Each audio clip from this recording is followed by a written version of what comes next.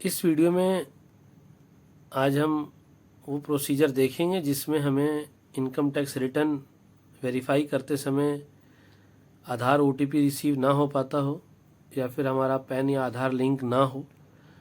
उसके लिए alternative options क्या अवेलेबल हैं हमारे पास जिसके थ्रू हम अपना वेरिफिकेशन कंप्लीट कर सकते हैं। ऑलरेडी हमने आधार ओटीपी वेरिफिकेशन को देख लिया है।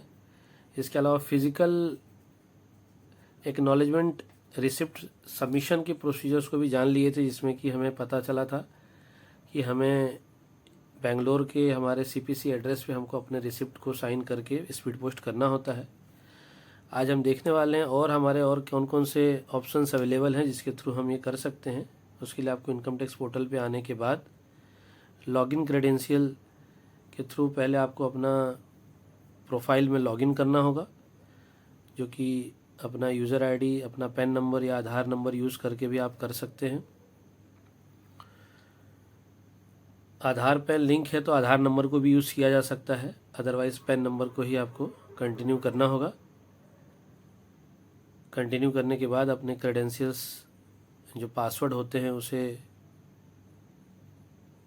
एंटर करिए। सिक्योरिटी चेक पे क्लिक करने के बाद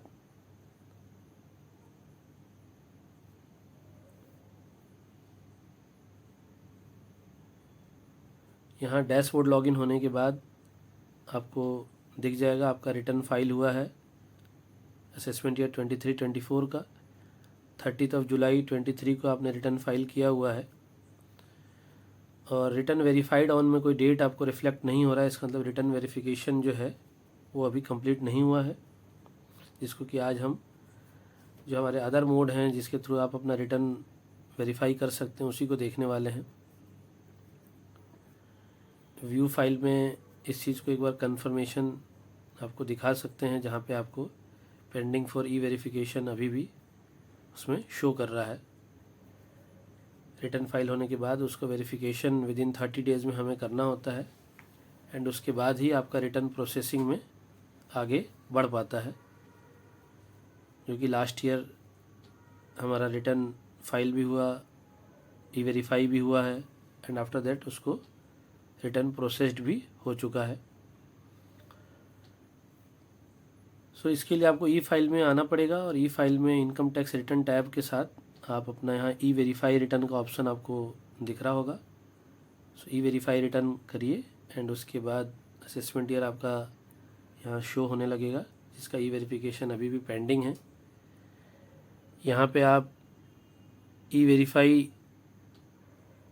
जो राइट हैंड साइड में आपको रिफ्लेक्ट हो रहा है उसको आपको क्लिक करना होगा। आज हम दूसरा जो प्रोसीजर है आधार ओटीपी के अलावा, डीएससी के अलावा, ये दूसरा जो प्रोसीजर है डीएससी में भी आप इसको कर सकते हैं। डिजिटल सिग्नेचर सर्टिफिकेट के थ्रू भी आप वेरिफिकेशन प्रोसीजर्स को कंप्लीट कर सकते हैं। बट आज के टॉपिक में हम उसे जनरेट इलेक्ट्रॉनिक वेरिफिकेशन कोड, जिसमें नेट बैंकिंग, बैंक अकाउंट और डीमेट अकाउंट भी ऑप्शन होता है। नेट बैंकिंग जिसमें आप अपने नेट बैंकिंग क्रेडेंशियल्स अगर आपके पास हों, अगर आप बैंकिंग करते हों ऑनलाइन मोड पे, तो वहाँ उसके थ्रू भी कर सकते हैं। आज थ्रू बैंक अकाउंट देख रहे हैं हम। बैंक अकाउंट जिसमें आपका जो भी एक बैंक अकाउंट ऐड होता है प्रोफाइल पे और वैलिडेट होना चाहिए, ईवीसी इनेबल होना चाहिए, उसी अकाउंट के थ्रू आप अपना रिटर्न वेरिफिकेशन को भी कर सकते हैं। उसके लिए हमको ये चेक भी करना होगा कि हमारा bank account validate and EVC enable है या नहीं, जिसके लिए डैशबोर्ड पे हम जा रहे हैं। और डैशबोर्ड में प्रोफाइल पे क्लिक करने के बाद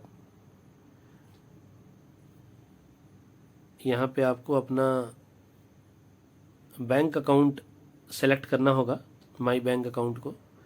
और यहाँ पे जैसा कि आप देख सकते हैं यहाँ 3 बैंक अकाउंट एडेड है यहाँ पे, और उसमें एक जो बैंक है उसी में सिर्फ वैलिडेटेड एंड ईवीसी इनेबल्ड है। तो इसी अकाउंट के थ्रू ही आपका ये ई वेरिफिकेशन प्रोसीजर आप कर सकते हैं। बाकी 2 बैंक अकाउंट में प्रोसीजर नहीं है, दिख रहा हुआ ईवीसी इनेबल्ड नहीं है, तो इन्हें आप यूज़ में नहीं ले सकते हैं। इन प्रोग्रेस दिखा रहा है, एक में वैलिडेटेड बता रहा है बट उसमें ईवीसी इनेबल नहीं है। EBC इनेबल का मतलब हुआ इलेक्ट्रॉनिक वेरिफिकेशन कोड को आप रिसीव कर पाएँ, वो इनेबल होना चाहिए।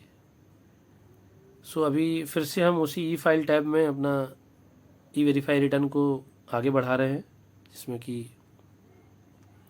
ई वेरीफाई करने के बाद हम generate electronic verification code that is EVC, हम बैंक अकाउंट मोड को देखेंगे। इसके अलावा डीमेट अकाउंट भी होता है। डीमेट अकाउंट जिससे कि आप अपना शेयर म्यूचुअल फंड में ट्रेड करते हैं, उसके थ्रू भी आप इसको कर सकते हैं। फ़िलहाल के लिए आज हम बैंक अकाउंट प्रोसीजर को देख रहे हैं, इसमें कि आपको एक ग्रीन आ रहा है, इसका मतलब आप आगे प्रोसीड कर सकते हैं। अगर आपका इनेबल नहीं होगा EVC तो यहाँ आपको एरर भी शो करेगा, और उसके लिए पहले आपको उसको इनेबल करना होगा, जिसके के लिए आपका बैंक अकाउंट में जो email ID mobile number update है वही यहाँ भी होना चाहिए पोर्टल पे, तो आपका ये भी इनेबल हो जाएगा। यहाँ हम उसको बैंक अकाउंट मोड से करने वाले हैं। कंटिन्यू करने के बाद आपको एक इलेक्ट्रॉनिक वेरिफिकेशन कोड जो है वो रिसीव हो जाएगा आपके रजिस्टर्ड मोबाइल नंबर पे, और वो EBC को आपको यहाँ यूज़ करना है। जैसा कि हमें अपना वेरिफिकेशन कोड रिसीव हो गया है,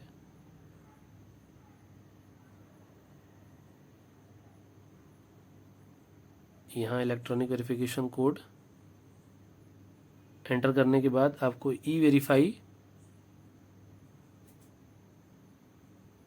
जो टैब है वो आपको यूज़ करने मतलब एक्टिव हो जाएगा, और आप उसको आगे प्रोसीड कर सकते हैं।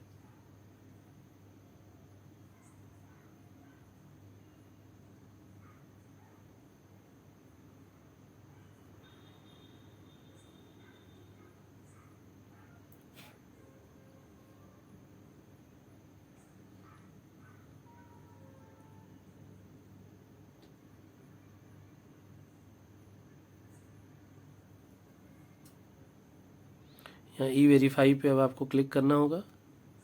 क्लिक होते से ही आपका रिटर्न ई वेरीफाइड सक्सेसफुली का आपको मैसेज शो करेगा। इसके लिए इसके साथ ही आप अपना एक्नॉलेजमेंट भी यहाँ से डाउनलोड कर सकते हैं, सेव कर सकते हैं फ्यूचर के लिए, और एक्नॉलेजमेंट देख सकते हैं जिसमें कि आपका सक्सेसफुली ई वेरीफाइड होने के बाद डेटा फाइलिंग, एक्नॉलेजमेंट नंबर वगैरह सभी आपको इसमें शो करेंगे। एट द एंड हम यहाँ ये दिखाना चाहते हैं कि यहाँ जनरेटेड थ्रू जो चेक करेंगे उसमें लिख रहा है bank account pre validation mode. इसी को अगर आप आधार OTP से करते हैं तो आधार OTP आधार का ऑप्शन आ जाएगा आपको, कि अगर आपने आधार से किया होगा। हमने bank pre validation mode use करके आज सीखा हुआ है कि उसको भी आप ई वेरीफाई के लिए यूज़ कर सकते हैं। और डैशबोर्ड पे जब ये वेरिफिकेशन आपका हो जाएगा उसके बाद आपको एक कन्फर्मेशन शो हो जाएगा कि रिटर्न वेरीफाई हो चुका है,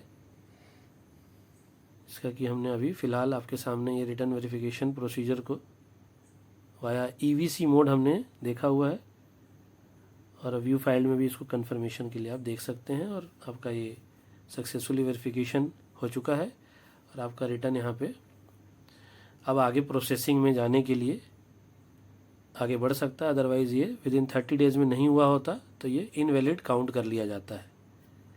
ई वेरिफिकेशन प्रोसीजर EVC मोड के थ्रू आज हमने वाया बैंक अकाउंट में देखा हुआ है। इसके अलावा डीमेट अकाउंट भी ऑप्शन अवेलेबल होता है, नेट बैंकिंग भी अवेलेबल होता है, जिसको कि आप कर सकते हैं। Thanks for watching the video.